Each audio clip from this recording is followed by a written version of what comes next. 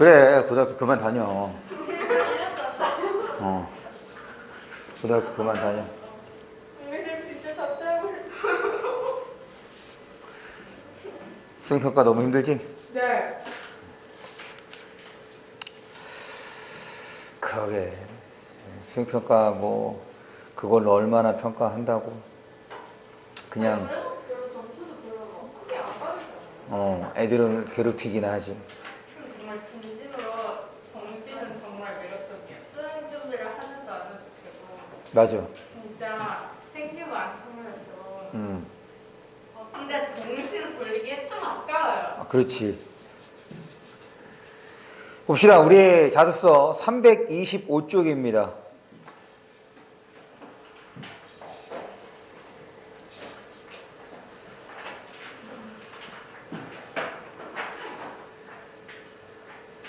자습서 325쪽.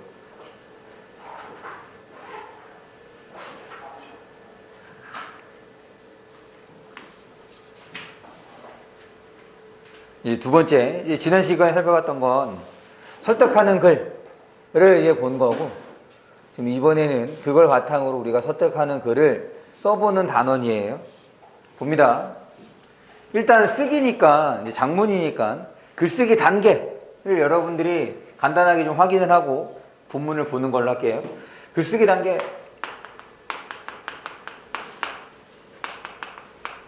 다섯 개 단계입니다. 첫 번째는 계획하기, 그 다음에 두 번째가 내용 생성, 세 번째가 내용 조직, 그 다음에 네 번째가 쓰기, 초고 쓰기, 그 다음에 다섯 번째가 고쳐 쓰기. 이렇게 다섯 개 단계로 진행이 된다. 그래서 지금 우리 소단원 학습 목표를 보면 주제와 독자를 분석한 결과를 바탕으로 타당한 근거를 들어 설득하며 글을 쓴다라고 했는데, 주제와 독자를 분석하는 거는 여기 계획하기에서 일어나는 거예요. 이 계획하기에서 쓰기 맥락 분석이라고 얘기하는 거죠. 쓰기 맥락을 고려하거나 쓰기 맥락을 분석하는 건데, 여기에 해당하는 내용이 뭐냐? 주제, 목적, 독자, 더군다나 이제 어디에다가 쓸 거냐, 매체까지 고려하는 것이 이제 쓰기 맥락 분석에 해당하는 거예요. 그 다음에 이제 내용 생성은 요거는 자료 수집이랑 관계가 됩니다. 그러니까 이제 우리가 설득하는 글 쓰는 거니까 이건 이제 근거와 관련이 되겠죠. 그 다음에 내용 조직은 개요 작성이랑 관련이 되고, 그 다음에 어떤 표현 방법, 어떤 구성으로 쓸 것이냐, 초고를 쓰고, 그리고 이제 고쳐 쓰는 거. 그래서 여기에서는 주로 요 앞부분, 쓰기 맥락을 고려하여 쓰기 과정을 점검, 조정하는데, 요 고쳐 쓰기에 해당하는 것들, 먼저는 글 전체 수준에서 고쳐 쓰고, 그 다음에 문장 수준으로 고쳐 쓰는데, 그러니까 이게 이제 조정이랑 점검에 해당하는 거거든. 얘가 다 영향을 미칩니다. 무슨 말이냐면, 단순하게 이렇게 요 글쓰기가 이렇게 순차적으로 진행되는 것이 아니라 이거를 뭐라고 얘기를 하느냐, 회기적이라고 얘기를 합니다. 무슨 말이냐면, 처음에 이제 계획을 했어. 이런 것들을 고려해서 이제 계획을 했어. 그러고 난 다음에 이제 내용을 생성을 했는 거야. 자료 수집을 통해서. 그런데 이 자료 수집의 내용이 지금 이 목적에 맞지 않아. 지금 우리는 설득하는 글쓰기를 하려고 하는데, 설득하는 것이 아니라 정보 전달, 소개에 해당되어 있어. 그러면 다시 내가 다른 자료를 수집해야겠다, 이럴 수도 있는 거고, 계획하기로 돌아가서 설득하는 글이 아니라 설명하는 글을 쓰자, 이렇게 계획하기 단계에서도 수정할 수 있는 거지. 그러니까 그거를 우리는 회기적이라고 얘기를 하는 거예요.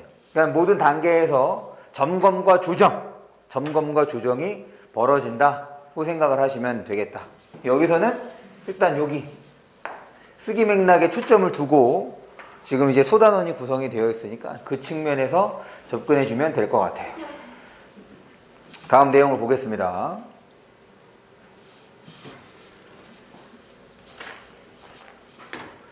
이 소단원은 다양한 쓰기 맥락을 고려하여 그래서 이 쓰기 맥락은 방금 얘기했던 것처럼 주제, 목적, 독자 혹은 이거를 어디에다가 실을 거냐, 매체 이런 것들, 이런 글들을 혹은 수업 중에 발표할 거냐 아니면 교장 선생님께 건의할 거냐 이런 것들을 다 고려하는 것이 쓰기 맥락을 고려하는 거라고 생각을 하시면 돼요.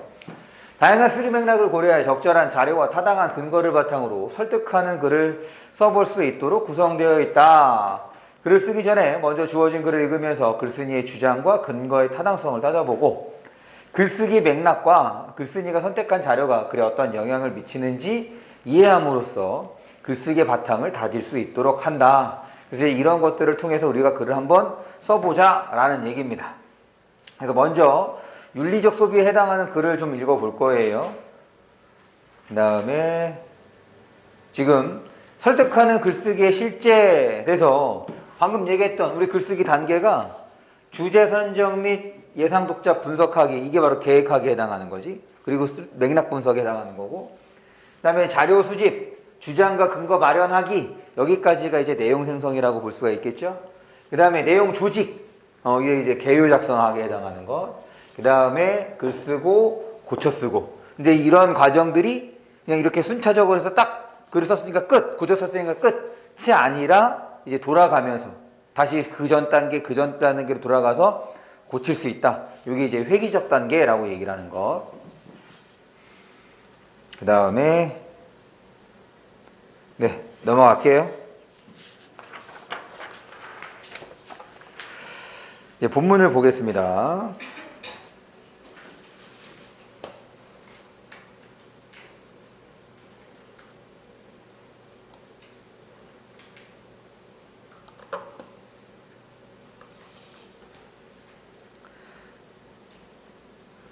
설득하는 글쓰기.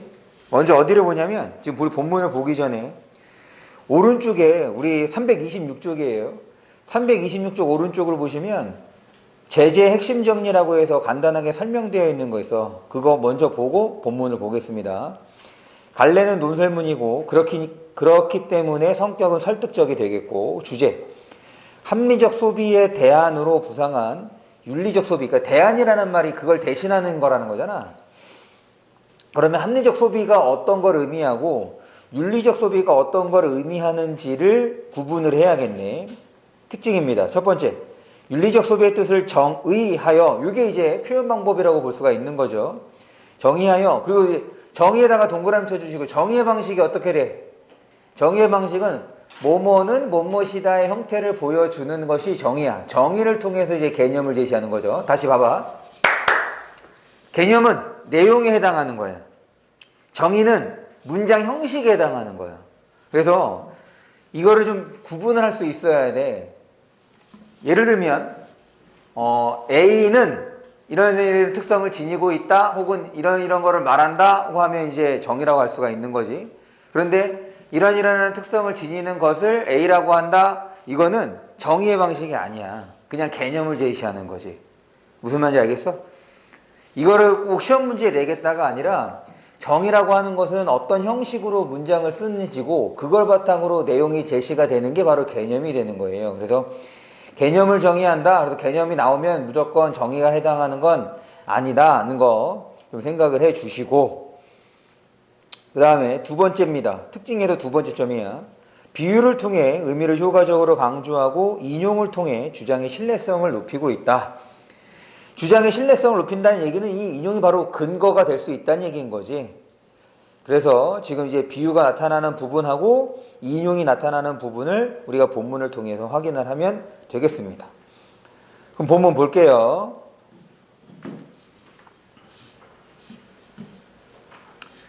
날마다 새로운 기능과 디자인의 상품이 쏟아져 나오는 현대사회에서 우리는 어떤 상품을 선택하고 구매해야 할까? 질문의 방식을 통해서 관심과 흥미를 유발하고 그래서 보통 이제 글을 처음에 시작할 때 질문 형식을 하면 이제 주의 집중을, 독자의 주의 집중을 끌 수 있다. 이렇게 생각하시면 되겠습니다.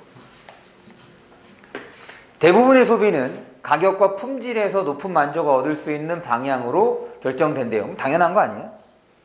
이른바 합리적 소비를 추구하는 것. 먼저 합리적 소비에 대한 얘기를 했는데, 합리적 소비는 바로 뭐는 거야? 가격과 품질에서 높은 만족을 얻을 수 있는 방향, 소비가 바로 합리적 소비라는 거지.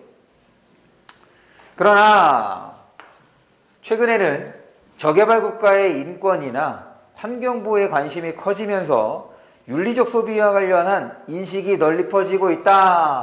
그러니 지금 앞에 그러나라는 접속 표현을 통해서 이 윤리적 소비랑 합리적 소비랑 다르다는 얘기인 거지.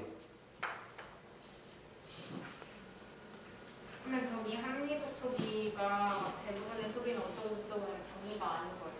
얘는 정의가 아닌 거죠. 계속 윤리적 소비란 이제 이게 정의인 거야. 윤리적 소비란 인간, 동물, 자연환경에 해를 끼치지 않고 윤리적으로 생산된 상품을 구매하는 것을 말한다. 이제 이런 형태를 우리는 이제 정의라는 이제 방식인 거예요. 문장 형식이. 이거를 통해서 이제 개념을 제시하고 있다라고 볼 수 있는 거죠. 먼저 윤리적 소비에 대해서 이제 정의를 내렸고, 그 다음에 직접적으로 언급하진 않았지만 합리적 소비에 대한 설명도 있었습니다. 그래서 지금 어떤 면에서 차이가 있고, 그리고 지금 이 동물 환경 이런 것들을 생각하는 것이 윤리적 소비인지를 따져보자는 거야. 남은 단위예요.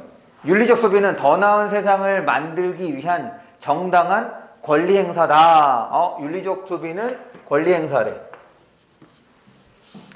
흔히 소비를 시장 경제 시대의 투표라고 말한다. 이제 이런 게 비유인 거지. 지금 봐. 뭐를 비유한 거냐면 소비는 투표다라는 얘기를 하고 있는 거잖아. 이게 이제 A는 B, 은유법에 해당하는 거죠. 소비를 투표라고 표현을 하는데, 현재 우리가 살고 있는 자본주의 사회에서는 소비자들의 선택에 따라 시장에서 공급되는 상품의 종류와 양이 달라진다. 소비자들은 특정 상품을 사거나 사지 않는 선택을 함으로써 소비자를 사거나 사지 않는 선택, 이게 바로 뭐가 되는 거예요? 소비가 되는 거지. 자신이 추구하는 가치를 드러낼 수 있다. 추구하는 가치를 드러낼 수 있다는 점에서 이제 권리 행사라고 볼 수 있는 거죠. 우리가 가난한 아동들의 노동으로 만든 제품을 구매하지 않는 것, 이제 인권과 관련되는 거잖아. 이게 바로 뭐와 관련되는 거야? 윤리적 소비와 관련되는 거지. 않는 것은 노동자를 착취하는 행위에 반대하는 것이고, 다시 이 권리 행사인데, 이 권리 행사는 뭐냐? 자신이 추구하는 가치를 드러내는 거야. 즉 윤리적 소비를 함으로써 노동자를 착취하는 행위에 반대하는 가치를 추구한다고 볼 수 있는 거지. 그 다음에 친환경 제품을 구매하는 것은 환경보호에 지지를 보낸다라는 것.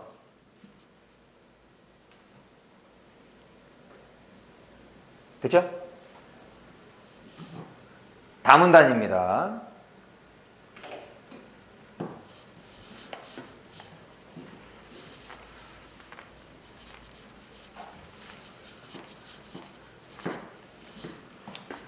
지금 이제 윤리적 소비를 통해서 뭘 할 수 있다? 자신이 추구하는 바를 드러낼 수 있다가 된 거야. 그래서 지금 어떤 거를 지지하는지를 소비를 통해서 보여줄 수 있대.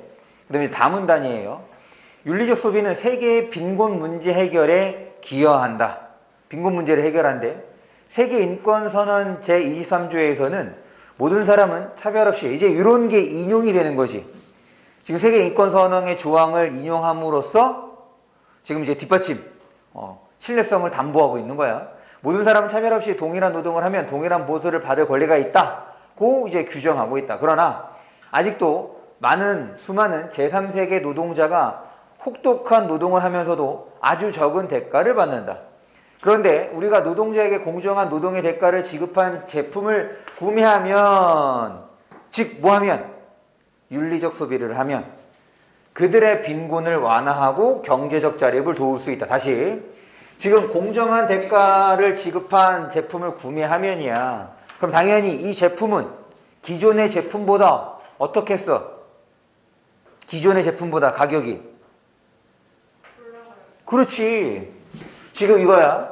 그러나 아직도 수많은 노동자가 혹독한 노동을 하면서도 적은 대가를 받는데 그 결과가 우리는 지금 이제 합리적으로 소비를 할 수가 있는 거지.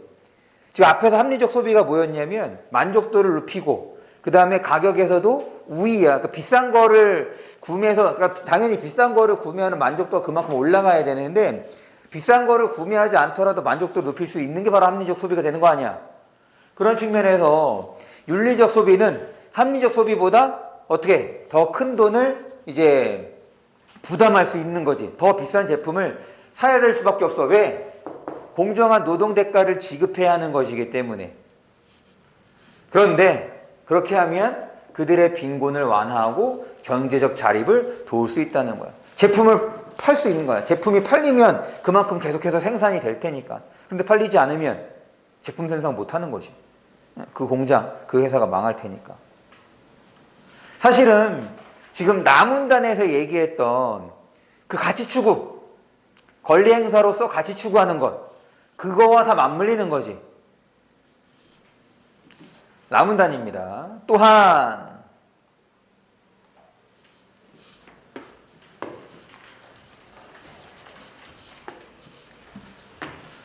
윤리적 소비는 지구를 지키는 친환경의 소비다. 윤리적 소비자는 지역 농산물이나 유기농 식품을 구매할 뿐 아니라 이런 거요. 윤리적 소비자는 지역 농산물, 그 다음에 유기농 식품 요거를 구매하는 것도 하나의 윤리적 소비에 해당하는 거네. 뿐 아니라 동물 실험을 하거나 오염물질을 배출하는 기업을 상대로 불매운동을 지금 불매운동을 하는 것까지도 넓게 보는 거네. 왜냐면 보통 이제 소비라고 얘기를 했으니까 물건을 사는 것 측면에서 접근해 볼 수 있는 건데 지금 요 부분에서는 불매운동을 벌이기도 한다. 그럼 이것이 이제 윤리적 소비와도 관련된다 라는 얘기를 하고 있는 거죠. 이것은 지구를 더는 훼손하지 않고 다음 세대에 물려주기 위한 노력의 하나다. 그래서 지금 세 가지 근거를 통해서 윤리적 소비가 필요하다는 것을 지금 제시하고 있는 거지. 하나는 가치를 추구할 수 있는 행위다. 두 번째는 지금 빈곤국가, 가난에 허덕이는 노동자들을 효진아 구해낼 수 있다. 그 다음에 세 번째는 지금 환경보호, 어딨어? 지구를 더 훼손하지 않는 소비를 할 수 있다는 얘기였어요. 정리입니다. 생활이 달라져야 의식이 바뀌고 소비가 바뀌어야 세상이 변한다. 이거 이제 대꾸죠. 세상이 달라져야 의식이 바뀌고 소비가 달라져야 세상이 변한다. 대꾸를 통해서 지금 이제 강조하는 거야. 세상은 더 나은 세상을 원한다는 말만으로 변하지 않는다. 그러니 뭐가 필요하다는 거야? 행동이 필요하다는 거지. 윤리적 소비는 생산자와 소비자, 노동자와 기업, 지구와 인류의 공생을 위한 첫걸음이다. 윤리적 소비는 첫걸음이다. 그럼 얘도 이제 비유적 표현이잖아. 어떻게, 얘는 이제 언어 유희를 이용한 거죠. 요거는 어떻게, 이거는 바이의 뜻인 거지. 이건 삶의 자입니다. 그 다음에 얘는, 맞나? 맞아요. 네. 영어를 쓰면. 어떻게 살 것인가? 그럼 얘는 이제 윤리적 소비가 되는 거고, 어떻게 함께 살 것인가? 얘는 공생과 관련되는 거죠. 결국 어떻게 함께 살 것인가의 다른 말이다. 그래서 언어 유희를 통해서 지금 여기에서의 동음이어가 되겠죠? 언어 유희를 통해서 강조 혹은 부가 요것까지도 생각해 볼 수 있겠습니다. 됐죠? 그래서 쓰기 맥락 요거 좀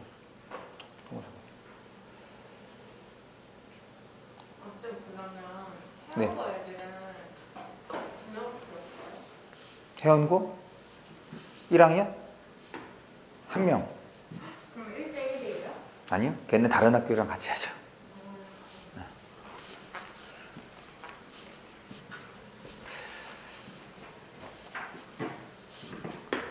요거 읽어주세요. 지금 고려했을 쓰기 맥락을 분석해보자. 그래서 목적, 주제, 독자. 그리고 여기에다가 이제 매체까지도 여러분들이 고려해볼 만한데 지금 우리가 이제 그 인쇄 매체, 종이를 통해서 보고 있으니까 그 부분은 특별하게 언급이 안 된 것 같고, 그 다음에 이게 이제 기본적인 내용이죠. 이 글의 주장과 근거를 찾아보자. 그래서 윤리적 소비를 하자라는 얘기인 거야. 그것의 근거로서는 권리 행사 이런 것들을 얘기하고 있는데 다 이 첫 번째 거와 맞물리는 내용들이었습니다. 그리고 중간중간에 지금 다시 얘도 하나의 의견인 거지. 권리 행사다. 이건 이 사람이 생각하는 거야. 그럼 왜 권리 행사인 거냐? 그 다음에 나오는 내용은 이 권리 행사를 뒷받침하는 또 다른 내용이라고 볼 수 있는 거죠. 그 다음에 3번에다가는 별표를 해주세요. 요거는 꼭 기억을 합니다. 3번에 보면 이게 이제 표현 방법에 해당하는 것들. 그런데 지금 이거 말고도 다양한 표현 방법들이 쓰였잖아. 정의, 비유, 인용 말고 질문의 형식을 통해서 글을 시작하면서 독자의 주의나 혹은 흥미를 끌고 있고, 그 다음에 언급되지 않았지만 대꾸의 방법을 통해서 다시 한번 그 내용을 강조하거나 언어 유희를 통해서도 그 내용을 부각하는 것. 이제 지금 이 자소서에 있는 설명 말고도 다양한 표현 방법이 있다는 것. 그러니 우리가 이제 외부 지문, 일단 교과서에 들어있지 않는 우리가 지난 시간에 나눠드린 그 지문 있지? 한글 맞춤법, 유인물 뒤에 해당 지문이 있으니까 그거를 통해서도 다양하게 좀 접근해 볼 필요가 있겠다. 그래서 정의, 비유, 인용을 통해서 그 내용을 드러내주고 있고, 요거는 같이 한번 읽어볼까요? 다음 자료를 활용하여 이 글을 보완하려고 한다. 이거 딱 진짜 우리가 모의고사에서 봤던 그 장문 유형 아니야? 먼저 초고가 있고 그 다음에 자료를 활용해서 그 내용을 보완하고, 그러니까 모의고사 형식으로 아마 이번에 문제가 많이 나올 거고, 그런 측면에서 외부 지문에 대해서도 여러분들이 좀 대비가 필요하다고 생각을 합니다. 볼게요. 소비자의 의식 변화에 맞춰 기업들도 소비자의 의식 변화가 뭐로 이어지는 거야? 소비자의 의식 변화가 뭐로 이어져? 의식은 생각하는 거잖아. 의식 변화가 뭐로 이어져야 돼? 그렇지. 의식 변화가 소비, 행위로 이어져야지. 그래야 어떻게 되는 거야? 달라질 수 있다는 거잖아. 지금 앞에서도 그거를 대꾸법으로 강조했잖아. 생각만으로는 안 돼. 실제로 행동을 해야 바뀐다 라고 얘기를 하고 있으니까 계속 의식 변화에 말맞춰, 즉 윤리적 소비가 증가하는 거에 맞춰 기업들도 윤리적 소비에 한 발 더 다가서고 있다. 이제 공정무역 초콜릿이나 커피를 판매하는 곳은 어렵지 않게 찾을 수 있고, 건강에 이롭지 않은 음료로 눈총을 받아온 탄산음료 회사는 최근 비용 부담을 감수하고 친환경 페트병을 사용해 이미지 반전에 성공했다. 이거는 이제 사례지. 지금 기업들도 변하고 있다는 구체적 사례를 제시하고 있는 거야.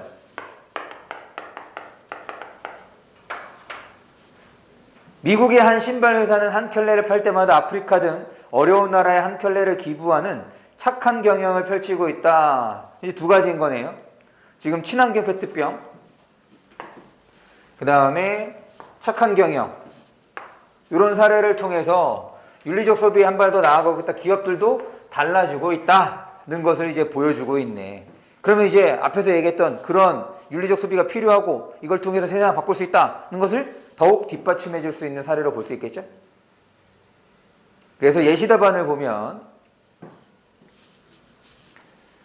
윤리적 소비로 이런 문제를 해결한 사례. 그래서 효과. 이건 이제 효과가 중요하죠. 소비자의 의식 변화가 기업 경영의 변화로 이어질 수 있음을 보여줄 수 있는 자료로 윤리적 소비가 공생을 위한 세상으로 한 걸음 더 나아갈 수 있게 만든다는 지금 결론을 보강하여 주장을 강화할 수 있다는 것. 그래서 얘를 활용하는 방안이 요 결론에서 활용해 주면 된다가 이제 우리 교과서에서 설명하고 있는 내용입니다. 그죠? 여기는 넘어가면 될 것 같고, 그 다음에 이제 글쓰기. 여기에다가 별표를 해주세요. 지금 비슷한 주제로 이제 글을 쓰는데 쓰기 맥락이 달라짐에 따라 내용도 표현도 달라진다는 것을 보여주는 게 바로 교장 선생님께 건의하는 글을 하고, 그 다음에 학생에게 건의하는 글을 쓸 때 그 변화, 내용이 달라지는 거, 그거를 이제 확인해 볼 수 있습니다. 봅니다. 교장 선생님께, 안녕하세요. 저는 1학년 3반 김시우입니다. 지금 이제 교장 선생님이기 때문에 격식체를 활용하고 있는 거지, 이런 거. 입니다. 이게 이제 격식체야. 뭐 정중한 표현이라고 볼 수 있겠죠. 최근 우리 학교 매점에서 파는 식품을 사 먹은 몇 명의 학생들이 배탈이 난 일이 있었습니다. 저도 간식을 먹기 위해 매점을 자주 이용하는데 매점에서 판매하는 식품의 안전이 염려돼요. 이거 이제 주의해야죠. 만약에 내가 문제를 낸다면 제가 전에 간식을 사 먹다가 배탈이 난 경험이 있어서 자신의 경험을 통해서, 그러니까 배탈난 경험을 통해서 지금 글을 쓰고자 하는 배경을 드러내고 있다 하고 하면 맞아 틀려? 그렇지. 자신의 경험이 아니지? 다른 친구들의 경험이었어. 한 가지 건의를 드리려고 합니다. 그래서 이 글의 목적도 밝히고 있습니다. 쌤, 근데 진짜 대학교랑 학교 안에 편의점이 있어요? 원래는 없었는데 요새는 이제 그런 것들을 다 뭐라고 하지? 단어가 생각이 안 나네. 경매 비슷한 거? 경매요? 그러니까 이 자리를 주면 너네는 얼만큼의 이익을 학교에다 줄 거냐. 그래서 그거를 이제 크게 부르는 쪽에 그 자리를 내주는 거지. 막 CU는 얼마고 GS는 얼마고. 그렇지. 오, 근데 거기서 학생이 알바할 수 있다면서요? 당연하지. 신기하네. 돈이 많이 되겠죠? 학교 안에 있으면? 일단 소비자들이 고정되어 있잖아. 어느 정도 일정 수준 이상이 있으니까. 그래서 거기선 그러니까 이제 아마 일산 학교 중고등학교에도 그렇게 들어가 있는 데가 있을걸? 지금 숭동여고에 거기가 학교 안에 편의점 하나 들어있는데 거기는 다른 편의점보다 쌉니다. 한 5%에서 10%가량? 거기서는 술은 안 팔겠죠? 네. 팔 수도 있지. 선생님들이 살 수도 있는 거 아니야. 근데 진짜 팔면, 근데 술은 잘 안 팔지? 아니, 팔아도 어차피 학생들한테만 안 팔면 되는 거 아니야. 그래도 안 팔려서 써주면 어떡해요? 아이, 그러진 않아. 대학 편의점에서 술을 팔아요? 다 팔겠죠. 당연히 팔겠지. 그러고 보니까는 벌써 졸업한 지도 몇 년 됐네. 성인들. 그래서 봅니다. 건의한데 교내식품안전지킴이 제도를 도입하여 우리 학교 매점에서 유해 불량 식품을 판매하지 않도록 해주세요. 요건 이제 다시 얘는 격식체라고 하는 거고 요거가 들어가면 얘는 이제 비격식체야. 그런데 이제 존댓말을 쓰고 있으니까 지금 옆에 오른쪽을 보시면 뭐라고 설명이 되어 있느냐. 거기 제재 핵심 정리에서 특징 첫 번째를 봅니다. 특징 첫 번째를 보시면 정중한 태도로, 이게 이제 종결 표현, 종결 어미를 통해서 드러나는 건데 지금 이 중간에 주세요라고 말을 썼으니까 이제 비격식체라고 얘기했어. 그러니까 격식체로 정중한 태도를 일관되게 유지하고 있다고 하면 걔는 틀린 선택지라고 볼 수 있겠죠. 계속 봅니다. 그래서 건의하는 내용이야. 교내식품안전지킴이 제도를 도입해달래. 그럼 이제 교내식품안전지킴이에 대해서 설명을 해줘야 되는데 바로 설명은 나오진 않습니다. 어린이 식생활 안전관리 특별법에 의하면 요것도 이제 인용이죠. 초중고교 매점은 학생들에게 안전하고 영양가 있는 식품을 공급하도록 노력해야 합니다. 하지만 우리 학교 매점에서는 버젓이 유해 불량 식품을 판매하고 있습니다. 그래서 그걸 배탈도 났었던 거지. 학생들은 하루 중 대부분의 시간을 학교에서 보냅니다. 지금 앞에서 얘기했던 교내식품 안전지킴이 제도에 대한 설명은 없어, 맞죠? 아직까지 없었어. 학생들은 하루 중 대부분의 시간을 학교에서 보냅니다. 제2의 가정인 학교에서, 이것도 이제 비유적 표현이겠죠? 제2의 가정인 학교에서 학생들의 건강을 책임지는 것은 당연하다고 생각합니다. 학생들이 고열량, 저영양의 식품, 고열량, 저영양의 식품, 그러니까 이제 유해식품이라고 볼 수 있는 거예요. 섭취하여 영양 불균형 상태에 놓이는 것을 방지하고 안전한 먹거리를 섭취하여 바람직한 식습관을 가질 수 있도록 제 건의를 받아들여 주시기 바랍니다. 지금 그거를 통해서 기대 효과라고 할 수 있겠죠? 지금 이런 제도를 시행하면 이런 효과를 기대할 수 있다. 마지막 문단입니다. 학부모 학생으로 구성된 교내식품 안전지킴이가 매점에서 판매하는 유해불량식품을 감독하고, 이제 나왔네.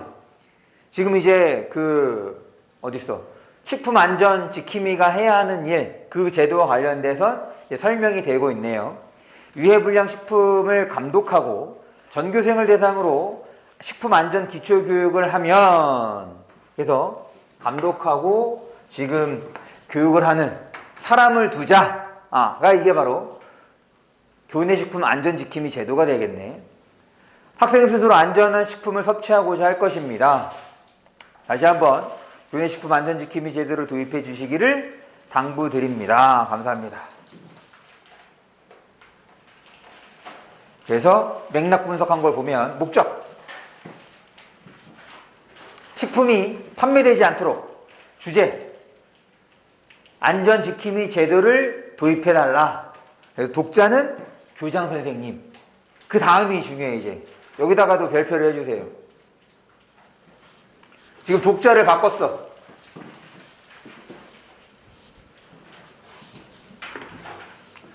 다음은 독자를 학생회로 바꾸어, 즉 쓰기 맥락이 달라진 거지. 쓰기 맥락이 달라졌습니다.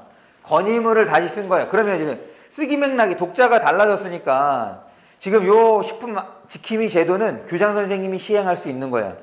근데 이 내용을 학생에게 하면 학생이 못하는 거잖아.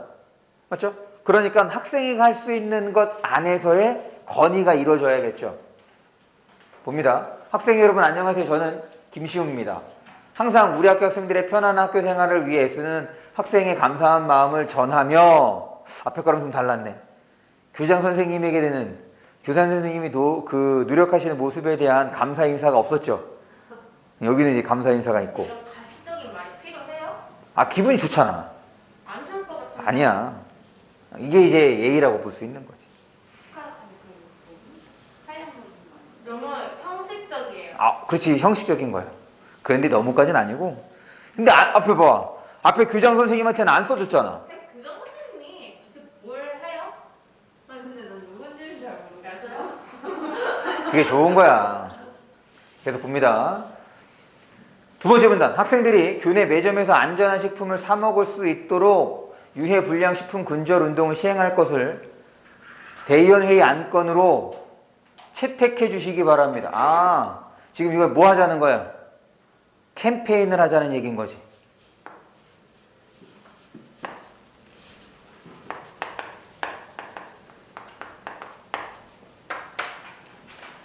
교내 매점은 어린이 식생활 안전 보호를 위해 시장군수 또는 자치구의 구청장이 지정하여 관리할 수 있는 식품안전보호구역에 해당합니다.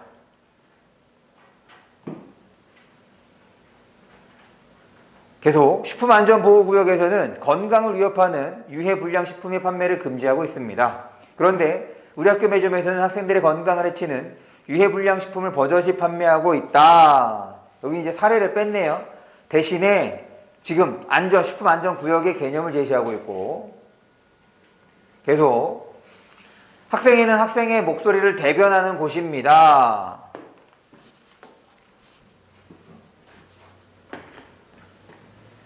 지난달 제가 속한 환경 동아리에서 1학년 학생 이만큼을 대상으로 우리 학교 매점에서 판매하고 있는 식품의 안전 관련 설문조사. 여기는 설문조사. 교내 설문조사. 1학년 학생. 조사 결과 80%에 해당하는 학생들이 매점에서 판매하는 식품의 안정성이 의심된다고 답하였습니다. 학생들이 안전성을 의심하면서도 유해불량 식품을 사 먹는 것은 관련 정보가 부족하기 때문에 그러니까 뭐 하자는 거야? 그러니까 캠페인 하자는 얘기인 거지. 학생에서 유해불량 식품 군절운동을 시행하여 학생들에게 관련 정보를 제공한다면 학생들이 바람직한 식습관을 기를 수 있을 것입니다. 얘도 이제 기대 효과가 되는 거죠. 이와 같은 사항을 신중하게 고려하여 대의원회의 안건으로 채택해 주시기 바랍니다. 그래서 캠페인 운동. 지금 독자가 학생회일 때 유해불량식품 군절운동을 시행할 것을 대의원회의 안건으로 채택해달라고 건의하고 있고, 그 다음에 개념을 제시하면서 쉽게 설명하고 있고, 그리고 설문조사 결과를 바탕으로 뒷받침하고 있다는 거. 근데요, 학교 매점에서 불량식품 안 팔면 돈이 안 되지 않을까요? 아니야, 그래도 돈 많이 벌어. 됐죠? 지금 10년에 자폐인가요? 그게요? 그래? 그럼 잡학이 곧 없어집니다. 저희 학교는 없어요. 아무것도